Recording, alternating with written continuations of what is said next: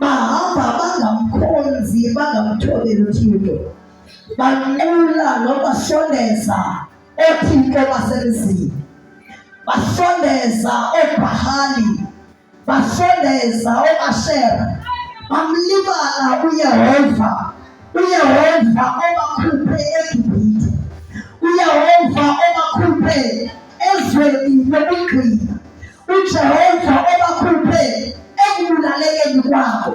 Bamlibala uThixo sebehambe naye, ngoba kuyenzeka abantu bahambe ixesha elide beyabona amandla kaThixo, bathi bithe ekuhambeni kwabo bahambe bayalibala amandla kaJehova, akhonze izinto ezidaliweyo kulo wazo.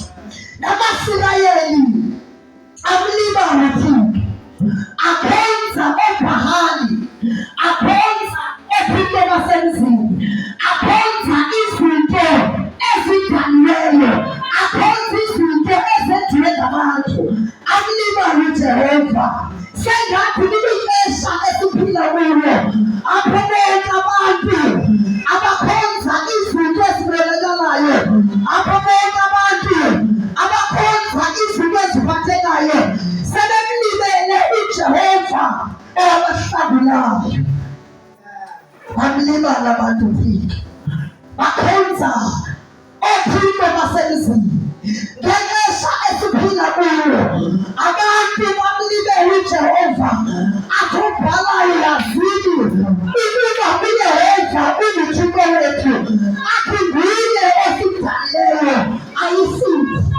Ngamanye amagama abantu kwixesha esikulo bahambe balibala umdali wabo, bakhonze umdaliweyo kulo mdali. Ithi iBhayibhile xa amaSirayeli engamthobeli uThixo, ekhonza oThixo basemzini, ithi iBhayibhile uJehova wabayekela esandleni seentshaba zabo.